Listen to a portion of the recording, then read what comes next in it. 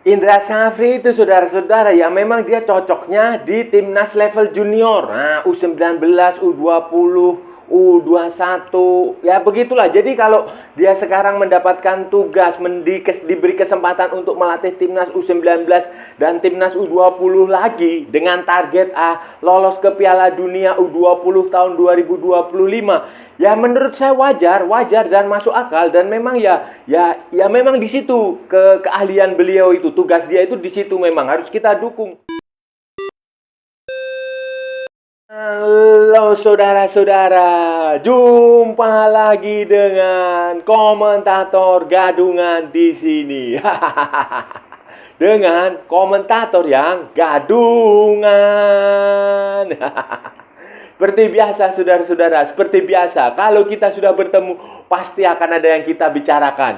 Akan ada yang kita perbincangkan, akan ada yang kita bahas, akan ada yang kita obrolkan tentang sepak bola di seputaran Asia Tenggara, di negara-negara tetangga kita, di negara-negara serumpun, negara-negara jiran, di Indonesia, Malaysia, Thailand, Vietnam, Laos, Kamboja, Myanmar, Brunei Darussalam, Filipina, Singapura, Timor Leste, Wakanda, Konoha, dan sekitarnya. Dan semua akan kita bahas, baik yang bermanfaat maupun yang tidak bermanfaat, baik yang berguna maupun yang tidak berguna, baik yang menghibur maupun yang menyedihkan, baik yang konyol maupun yang membosankan. Bebas saudara-saudara, bebas. Yang penting sopan. Dan untuk edisi hari ini saudara-saudara, kita akan bicara tentang kelanjutan masa depan Indra Syafri di tim nasional Indonesia. Setelah beliau tidak lagi menjadi direktur teknik dan setelah kegagalan timnas Indonesia di Asian Games, beliau ini sekarang ditugaskan PSSI untuk melatih timnas U19, timnas U20. Targetnya tidak main-main saudara-saudara, targetnya adalah tampil di Piala Dunia U20 2025.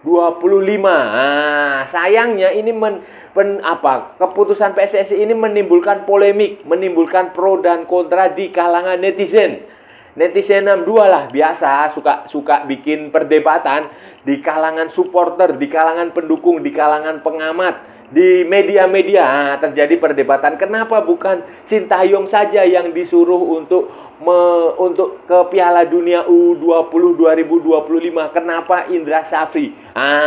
Pertanyaan ini akan kita jawab, akan kita ulas, akan kita analisis, akan kita bedah, akan kita perbincangkan di edisi kali ini saudara-saudara. Jadi begini saudara-saudara, tim nasional Indonesia U20 berapa yang baru saja gagal di Asian Games itu, dikalahkan Uzbekistan setelah kalah dari Korea Utara dan kalah dari Taiwan. Ini secara resmi kan dibubarkan sudah, pemainnya pulang. Kemudian yang usianya senior nanti akan main di timnas senior kalau dipanggil, yang usianya masih 20, 21, 22 akan ikut lanjut ke tim Piala Asia U23 nanti bersama Sintayong. Yang senior juga lanjut dengan Sintayong, yang U23 ke bawah itu juga nanti kemungkinan bisa main di senior bersama Sintayong. Sementara tim pelatihnya ya dibubarkan, dikembalikan kepada klub masing-masing. Ada asisten pelatih yang kayak Eko Purjianto sama si siapa itu yang dari PSIS Semarang dipulangkan. Kemudian Kurniawan akan kembali lagi ke Malaysia atau ke Komo, ya saya nggak tahu. Tapi itu sementara Indra Syafri, Coach Indra ini akan tetap melatih tim nasional Indonesia U20 dan U19, ya sama aja. Pemainnya basicnya U19, U20. Kalau U19 itu di level AFF, kalau di level Asia U20, kalau level dunia U20. Itu tugas Indra Syafri, tugas beliau itu akan dikembalikan ke habitat dia, habitat asal dia. Istilahnya itu ya back to basic. Keahlian dia, kemampuan dia itu ya karena beliau sudah berprestasi di level junior, ya memang itu di situ talenta Indra Syafri itu lebih cocok melatih di level situ daripada di level U20 4 ke atas. Di level senior lah, di level senior itu Indra Safri lebih cocok gitu. Dan kesepakatan ini sudah diambil PSSI sejak lama. Waktu itu di pembagian tugas, Sintayong menangani U23 di ajang-ajang besar, kemudian di timnas senior itu urusannya Sintayong. Sementara Indra Safri itu diberi tugas di U20, U19, level junior lah, pokoknya itu bagi tugas. Dan ya itu memang bagus dan memang sudah seharusnya seperti itu. Kan tidak mungkin semuanya dipegang oleh Sintayong. Sudah. Untuk membentuk timnas U19 dan U20 ini, saudara-saudara, Indra Safri harus mengumpulkan pemain-pemain. Nah, dia harus belusuan lah.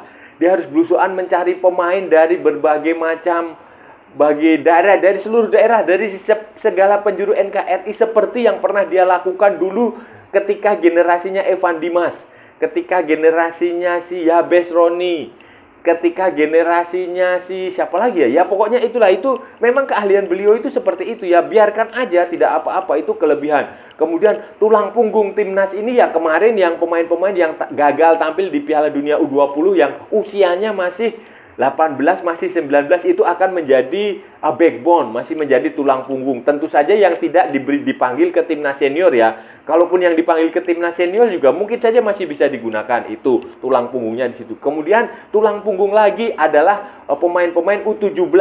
Pemain-pemain U17 yang akan ikut ke Piala Dunia U17 bulan November nanti, saudara-saudara. Itu juga backbone, tulang punggung, juga akan bisa menjadi andalan, akan bisa diandalkan untuk tampil di nanti timnas U19. Nanti setelah Piala Dunia U17 selesai kan pemain-pemain ini bisa langsung dinaikkan. Nah, karena mereka sudah digembleng di Jerman. Nah, seharusnya ada ilmu yang bisa didapatkan dari pemusatan latihan di Jerman ini.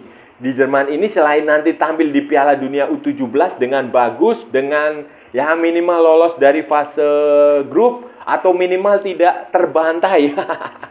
Mereka pemain-pemainnya itu nanti bisa langsung naik kelas ke U19, U20 didikan Indra Safri. Nah, jadi akan ada kontinuitas, kesinambungan, akan keberlanjutan. Nah, istilahnya begitu. Tidak usah dirubah lagi, sudah pakemnya. Nanti hanya ditambahkan beberapa pemain ya yang hasil belusuan itu tadi.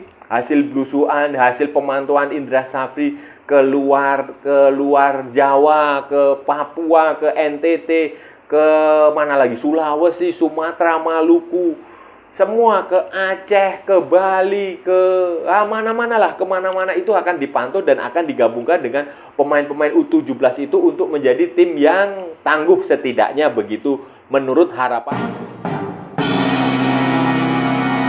Mencari pemain-pemain muda dari segala penjuru NKRI, dari seluruh pelosok tanah air, saudara-saudara. Pemain-pemain yang dicari dan gabungan dari pemain-pemain U17 itu, saudara-saudara.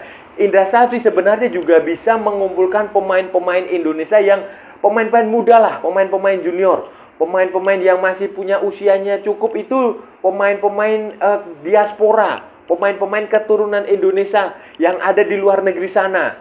Itu bisa dipanggil, bisa diberi kesempatan untuk membela tim nasional Indonesia U19 itu tadi, U20. Nah, itu tidak boleh dilupakan, saudara-saudara, tidak boleh didiskriminasi. Pemain-pemain yang berbasis di luar negeri, baik yang punya paspor Indonesia atau yang membutuhkan proses naturalisasi, itu tetap harus diakomodasi. Karena kan terbukti pemain-pemain keturunan yang direkrut Sintayong, baik yang usianya muda maupun yang usianya sudah matang, itu ternyata punya kemampuan yang bagus, yang berguna, sangat bermanfaat di level tim nasional Indonesia senior maupun tim nasional Indonesia U23.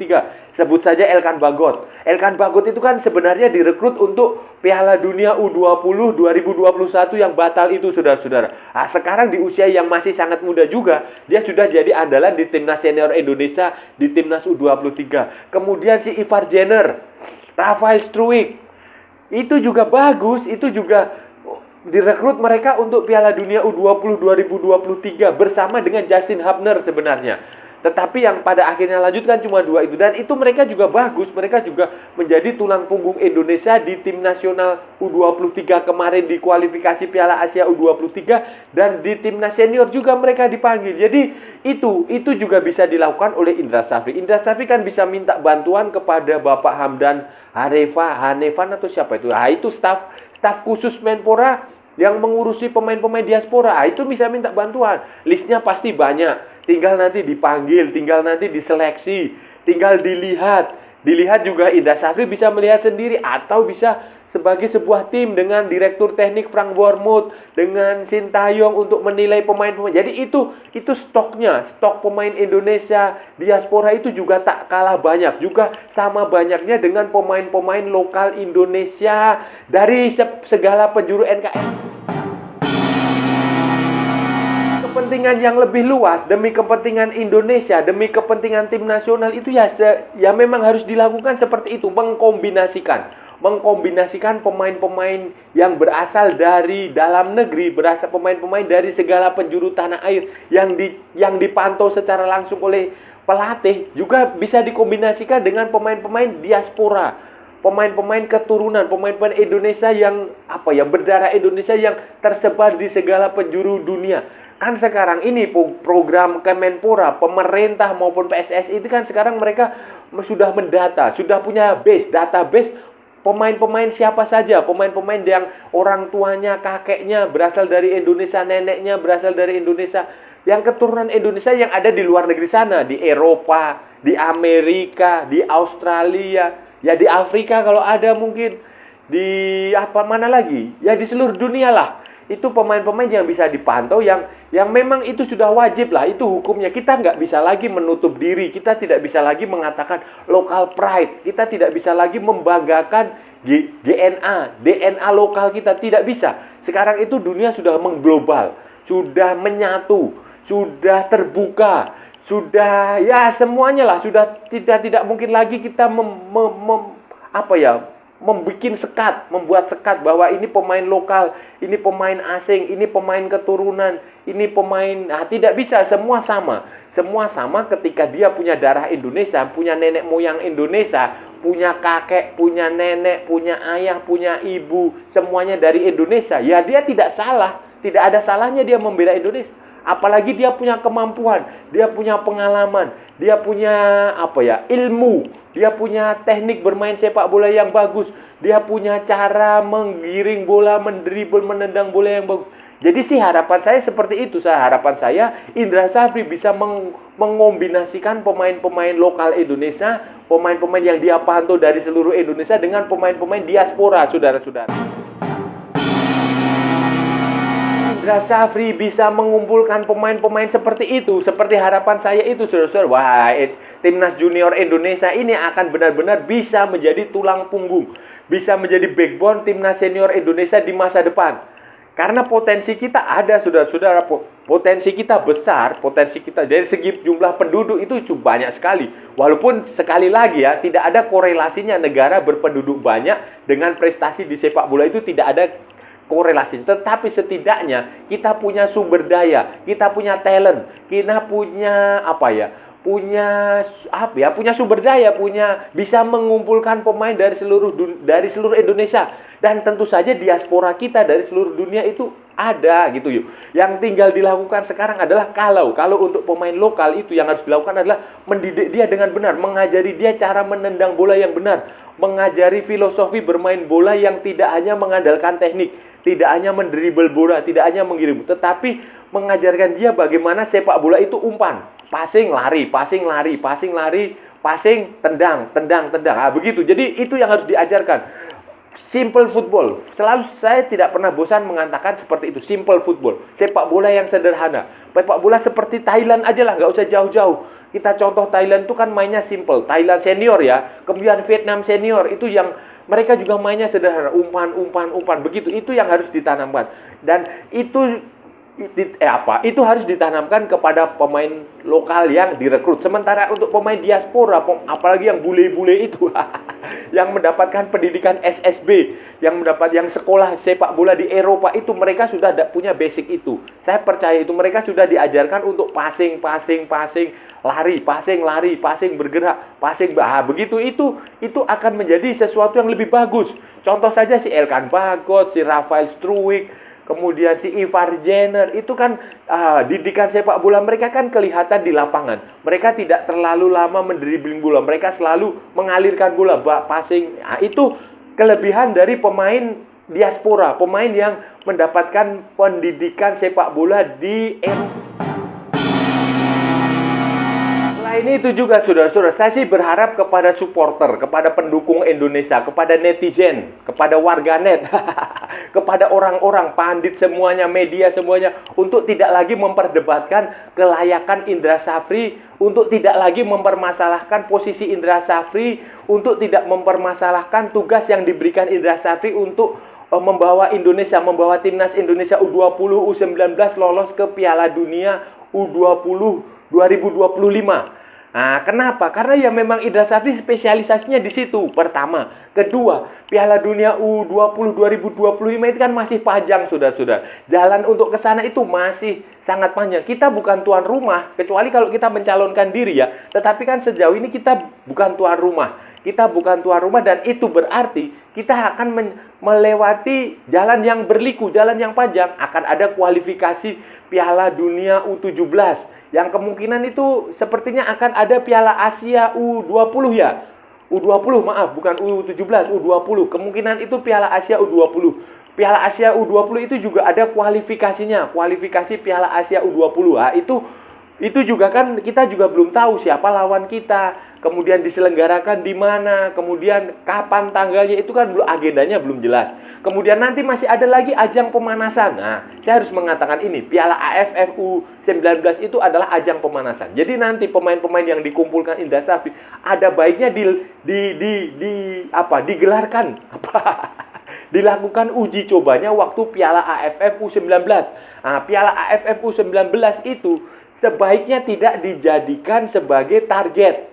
Tidak, jangan jadikan target. Jangan dijadikan target. Nanti kalau sudah menang, euforia dipamerkan sebagai local pride. Sebagai pelatih lokal lebih berprestasi dari pelatih asing. Tidak seperti itu.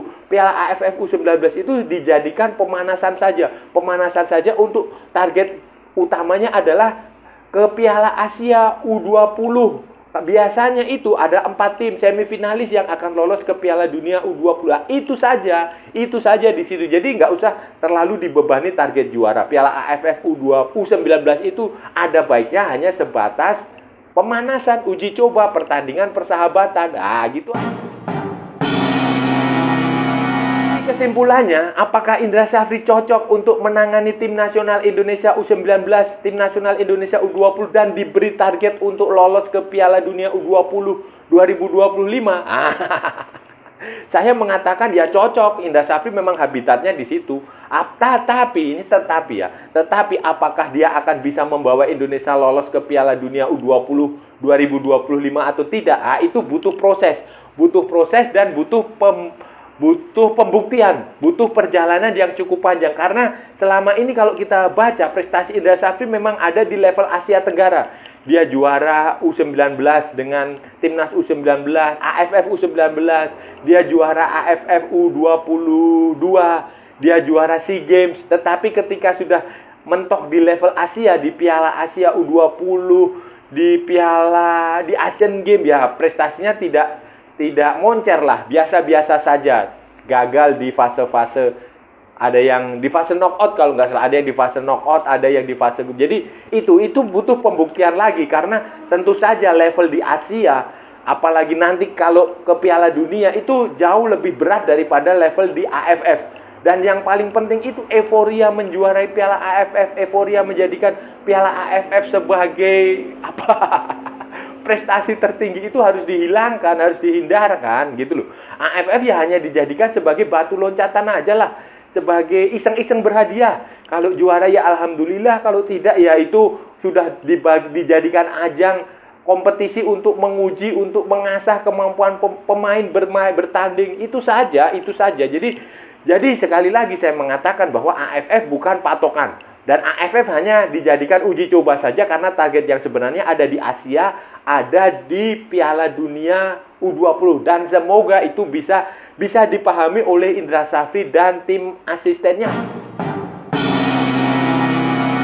Nah, saudara-saudara, itu tadi pembahasan kita hari ini, saudara-saudara. Kita sudah bicara panjang lebar tentang Indra Safri, tentang Timnas U19, tentang Timnas U20 yang ditugaskan, diberi target, diminta untuk lolos, untuk tampil ke Piala Dunia U20 2025 setelah Piala Dunia U20 tahun 2021 dan 2023 gagal. Batal diselenggarakan. Sekarang PSSI dan Indonesia, Timnas Indonesia ini punya misi untuk tampil di Piala Dunia U20 2025 lewat jalur kualifikasi yang akan dimulai belum jelas. Kan ini masih ada tahapannya nanti. Tahapannya kan masih panjang lah. Dan untuk itu Indra Safri diminta mempersiapkan skuad itu jauh-jauh hari. Ya, seperti biasa, beliau pasti akan belusuan, akan turun ke daerah, ke seluruh Indonesia untuk mencari pemain-pemain bagus, kemudian dilatih, dididik, dinaikkan levelnya, kemudian ya secara bersamaan lah. Dan ya memang itu pekerjaan utama Indra Safri itu ya seperti itu. Beliau itu punya kemampuan di situ, dan ya memang menurut saya itu baguslah kita menunjuk Indra Safri. Walaupun sebenarnya kita bisa aja menunjuk pelatih asing yang level grade A, yang punya pengalaman di Piala Dunia di level junior, kayak gitu. Tapi ya untuk sejauh ini memang sudah bagus, karena nanti tahun depan juga masih ada kayak Piala AFF U19, Piala Asia U20. Itu fase-fase yang harus dilewati. Jadi masih untuk sampai ke Piala Dunia U20 2025 itu masih panjang, saudara-saudara. Masih banyak fase, dan selama fase itu nanti kan masih bisa dievaluasi, dilihat perkembangannya seperti apa. Dan saya rasa sudah cukup ya, saudara-saudara ya, pembahasan kita hari ini. Kalau ada salah-salah ya mohon maaf, namanya juga gadungan. Wajar kalau gadungan itu salah. Tetapi kalau benar, saudara-saudara, berarti sebuah kebenaran. Kalau saudara-saudara merasa channel ini bermanfaat, berguna, menghibur, menginspirasi, silahkan like, share, and subscribe. Tapi kalau tidak, abaikan saja. Jangan ditonton, di skip, tetapi jangan juga di report. Kalau sudah ikuti pula akun media sosial Komentator Gadungan, ada di Instagram, ada di Facebook, dan ada di TikTok. Oke, saudara-saudara, sampai bertemu lagi di edisi-edisi berikutnya dengan tema-tema yang jauh lebih tidak bermanfaat, dengan tema-tema yang jauh lebih tidak berguna, dengan tema-tema yang jauh lebih membosankan. Salam olahraga dan merdeka!